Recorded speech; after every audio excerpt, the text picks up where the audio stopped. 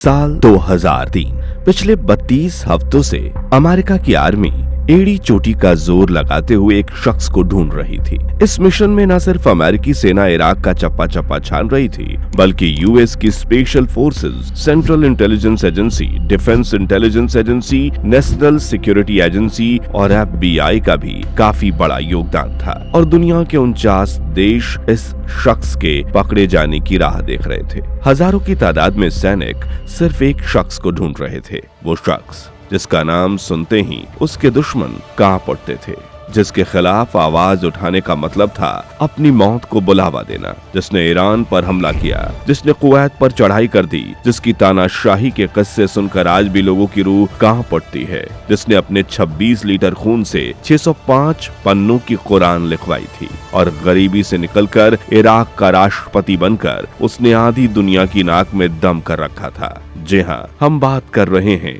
सद्दाम हुसैन की।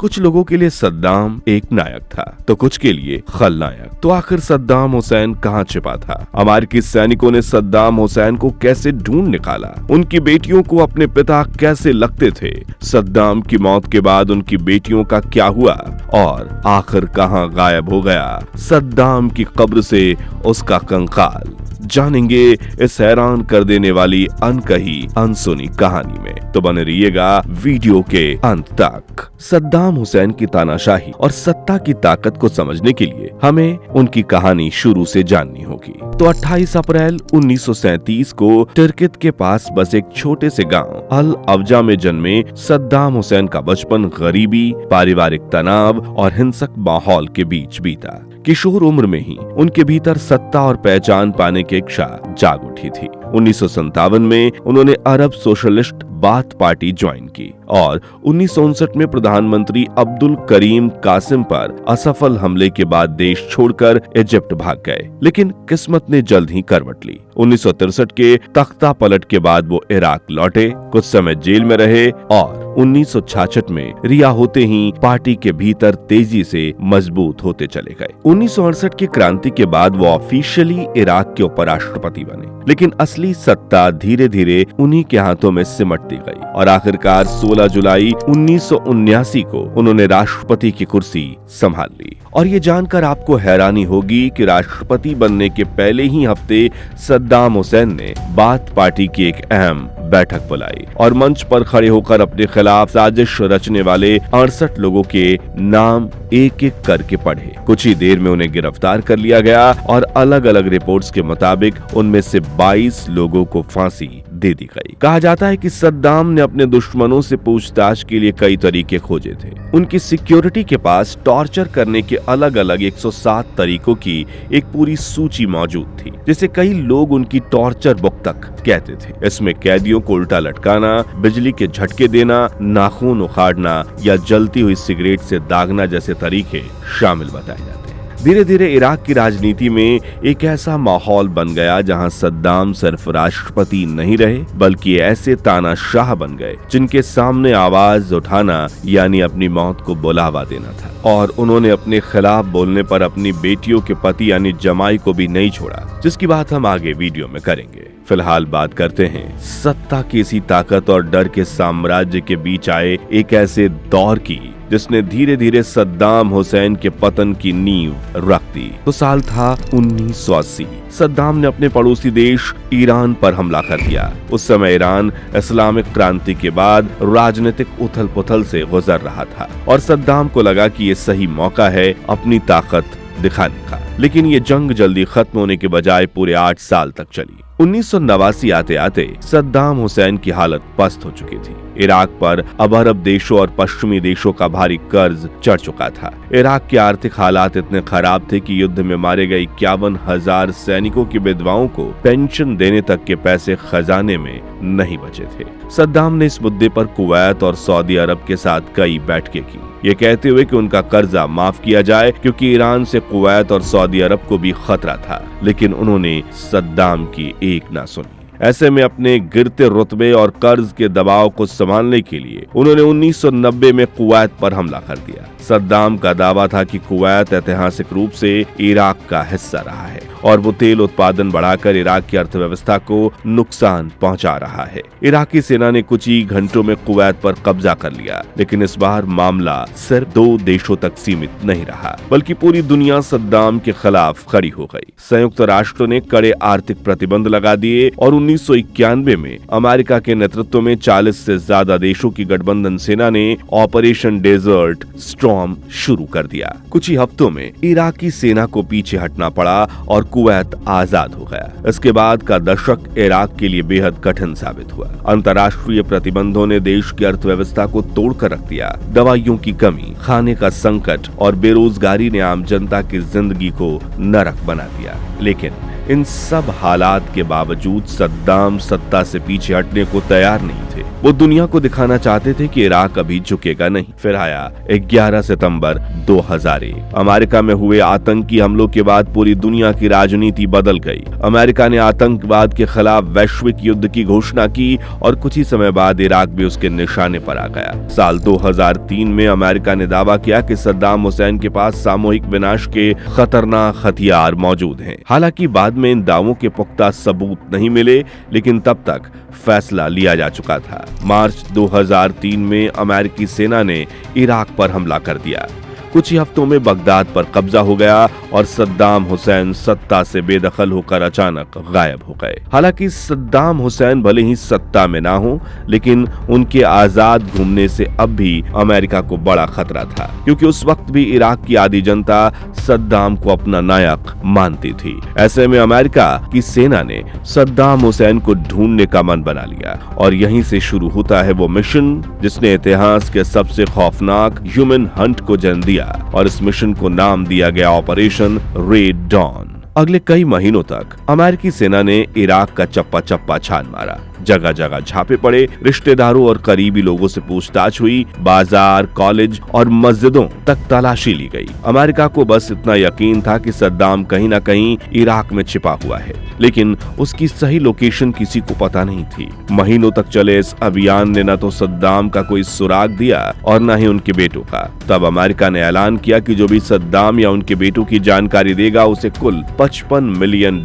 का इनाम दिया जाएगा, जिसमें $25 मिलियन सिर्फ सद्दाम के सिर पर रखे गए थे। और डर और लालच के इस माहौल में धीरे धीरे मुखबिर सामने आने लगे और एक सूचना के आधार पर अमेरिकी सेना ने एक घर के चारों तरफ घेराबंदी कर ली, जहां मुठभेड़ के बाद सद्दाम के दोनों बेटे उदय और खुशय मारे गए। इस घटना के बाद ऐसा लगने लगा कि सद्दाम तक पहुंचने की आखिरी उम्मीद भी खत्म हो चुकी है। कई करीबी लोगों को गिरफ्तार किया गया, लेकिन किसी से भी ठोस जानकारी नहीं मिल पाई। 4 महीने गुजर जाने के बाद अमेरिकी एजेंसियों को शक होने लगा कि शायद किसी हमले मारा जा चुका है, लेकिन तभी एक ऑडियो टेप सामने आई जिसमें वो अपने बेटों की मौत पर दुख जताते हुए सुना गया। इस टेप ने पूरी कहानी बदल दी और साफ हो गया कि सद्दाम अब भी जिंदा है। इसके बाद अमेरिका ने खोज अभियान और तेज कर दिया। इनामी रकम बढ़ाकर $30 मिलियन कर दी गई और सूचना देने वाले को अमेरिकी नागरिकता देने का वादा भी कर दिया गया। इसी दौरान अमेरिकी खुफिया अधिकारी एरिक मैडॉक्स ने अलग दिशा में सोचना शुरू किया। उन्होंने समझा कि सद्दाम तक पहुंचने की असली कड़ी उसके राजनीतिक साथियों में नहीं, बल्कि उसके सबसे भरोसेमंद बॉडीगार्ड्स में छिपी हो सकती है। इसी सोच के साथ उन्होंने सद्दाम के गृह नगर टर्कित में पूछताछ का दायरा बढ़ाया और धीरे धीरे एक अहम नाम सामने आया, इब्राहिम उमर, जो सद्दाम का बेहद करीबी अंगरक्षक था। गिरफ्तारी और लंबी पूछताछ के बाद जब उसे सुरक्षा का भरोसा दिया गया तो उसने वो राज खोल दिया जिसकी तलाश में पूरी दुनिया भटक रही थी। उसकी निशानदेही पर अमेरिकी सैनिक अद दौर इलाके के खेत तक पहुंचे, जहां जमीन के नीचे बना एक छोटा सा तंग सा गड्ढा मिला, जिसे बाद में स्पाइडर होल कहा गया। जब उस गड्ढे को खोला गया तो अंदर एक लंबी दाढ़ी वाला कमजोर और थका हुआ आदमी बाहर निकला। उसने खुद कहा, मैं सद्दाम हुसैन हूँ, इराक का राष्ट्रपति। लगातार 32 हफ्तों की तलाश के बाद आखिरकार अमेरिका दुनिया के सबसे खौफनाक माने जाने वाले तानाशाह को जिंदा पकड़ने में कामयाब हो गया।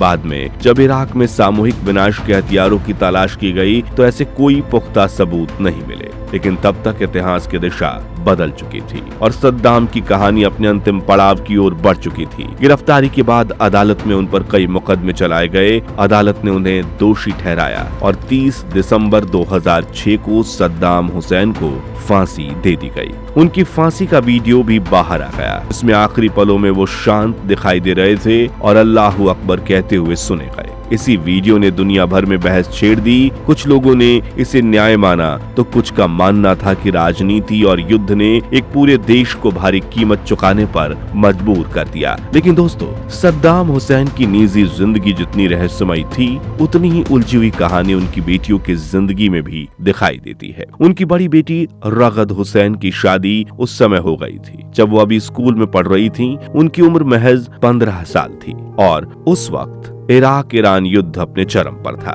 रगद की शादी सद्दाम के चचेरे भाई और बेहद भरोसेमंद सैन्य अधिकारी हुसैन कैमेल अल माजिद से हुई थी। वही सद्दाम की दूसरी बेटी राना की शादी हुसैन कमेल के भाई सद्दाम कैमेल अल माजिद से हुई। उस दौर में ये दोनों भाई सद्दाम के सबसे ताकतवर और करीबी लोगों में गिने जाते थे। अपनी शादी को लेकर रगद कहती हैं कि मेरे पिता ने अपने 5 में से किसी भी बच्चे पर शादी का दबाव नहीं डाला। उनकी बेटियों के सामने किसी ने शादी के लिए प्रस्ताव भी रखा तो उन्होंने हम लोगों से पूछा क्या करना है। उन्होंने पूरी आजादी दी थी। मुझे आज भी याद है कि गर्मी के दोपहर का वक्त था। मेरे पिता ने दरवाजा खटखटाया और रूम में आए। मैं झपकी ले रही थी और उन्होंने बहुत प्यार से जगाया। वो मेरे बगल में बिस्तर पर बैठ गए। उन्होंने हाल चाल पूछा, फिर उन्होंने पूछा तुम्हारा एक प्रेमी है। उन्होंने उसका नाम भी बताया। तब मैं शर्मा गई थी। तो पिताजी ने कहा कि तुम अपना फैसला अपनी माँ को बता देना। मैं भी हुसैन से प्यार करती थी, इसलिए मैंने हाँ कर दी और इस तरह मेरी शादी हुई। रगद बताती हैं कि मेरे पिता मुझे बेपनाह प्यार करते थे। इसकी तुलना किसी से नहीं की जा सकती। उन्होंने जितना प्यार दिया उसकी तुलना ना तो पति से की जा सकती है और ना ही मेरे बच्चों से। सद्दाम हुसैन के परिवार में अपनापन था, लेकिन 1995 में हालात अचानक बदल गए जब सद्दाम की दोनों बेटियों के पति इराक छोड़कर जॉर्डन भाग गए और वहां प्रेस कॉन्फ्रेंस कर सद्दाम हुसैन के खिलाफ बयान देने लगे। इस घटना ने परिवार और सत्ता दोनों के भीतर गहरी दरार पैदा कर दी। कुछ महीनों बाद जब ये दोनों वापस इराक लौटे तो फरवरी 1996 में रगद ने अपने परिवार के कहने पर तलाक ले लिया और तलाक के महज कुछ दिनों बाद ही उनके पति हुसैन कमेल और देवर सद्दाम कमेल की हत्या कर दी गई। और जब रगद के पति की हत्या हुई तब रगद सिर्फ 25 साल की थी। उन्होंने कहा कि उस दर्द को शब्दों में बयां करना मुश्किल है और उस वक्त उनके पिता ने उन्हें संभालने की कोशिश भी की। फिर 2003 में अमेरिका के इराक पर हमले के बाद रगद देश छोड़कर जॉर्डन चली गईं, जहां वो आज भी निर्वासन का जीवन जी रही हैं। साल 2018 में इराकी सरकार ने उनका नाम मोस्ट वांटेड सूची में शामिल किया था। वहीं सद्दाम की बाकी बेटियां राना और हाला भी गुमनामी की जिंदगी जी रही हैं। दोस्तों, क्या आप जानते हैं कि जिस तानाशाह के नाम से कभी पूरी दुनिया कांपती थी, आज उसी सद्दाम हुसैन की कब्र से उनकी लाश के गायब होने की खबर सामने आती है। लेकिन वो लाश गई तो गई कहां? क्या सच में किसी ने कब्र खोदकर उसे निकाल लिया? 30 दिसंबर 2006 की सुबह बगदाद में सद्दाम हुसैन को फांसी दी गई थी। इसके बाद अमेरिकी सेना ने एक विशेष हेलीकॉप्टर से उनके शव को उनके पैतृक गांव अल अवजा पहुंचाया, जहां पहले से बने एक सफेद संगमरमर के मकबरे में उन्हें दफनाया गया। इसी परिसर में उनके बेटे उदय, खुशे और पोते मुस्तफा की कब्रें भी बनाई गई। लेकिन सालों बाद जब इराक में ISIS और इराकी सेना के बीच भीषण जंग छिड़ी तो ये मकबरा पूरी तरह तबाह हो गया। इसके बाद अफवाहें फैलने लगी कि सद्दाम की कब्र खाली हो चुकी है। कुछ लोगों ने दावा किया कि उनके कबीले वालों ने महायुद्ध शुरू होने से महीनों पहले ही लाश को किसी सुरक्षित जगह पर छिपा दिया ताकि दुश्मनों के हाथ न लग सके। जबकि कुछ का कहना है कि सद्दाम की बेटी हाला एक निजी विमान में बैठकर इराक आई थी और वो अपने पिता की कब्र खोलकर उनके कंकाल को चुपके से अपने साथ जॉर्डन ले गई। जबकि कुछ जानकार कहते हैं कि हाला कभी लौटकर इराक नहीं गईं। ऐसे में ये सवाल आज भी एक रहस्य है कि आखिर सद्दाम हुसैन के अवशेष कहां गायब हो गए। तो दोस्तों, आज से 25 साल पहले इराक में जब ऐसे हालात बने थे और जिस तरह वहां के तानाशाह सद्दाम हुसैन के खिलाफ अमेरिका ने लंबा चौड़ा ऑपरेशन चलाकर उन्हें फांसी के फंदे तक पहुंचाया था, क्या आज ईरान में भी सुप्रीम लीडर अल खामेनेई की हत्या के बाद वैसे ही हालात बन रहे हैं? और सद्दाम हुसैन के बारे में आपकी राय क्या है? क्या वो हीरो थे या विलन, और ताकतवर राष्ट्रपति थे या फिर सन की तानाशाह? इस बारे में अपनी राय हमें कमेंट्स में बताइए। इस वीडियो को जितना हो सके लाइक और शेयर कीजिए और इतिहास से जुड़ी ऐसी अनसुनी अनकही कहानियों के लिए हमारे चैनल को सब्सक्राइब करके नोटिफिकेशन बेल जरूर दबा दीजिए। जय हिंद, वंदे मातरम।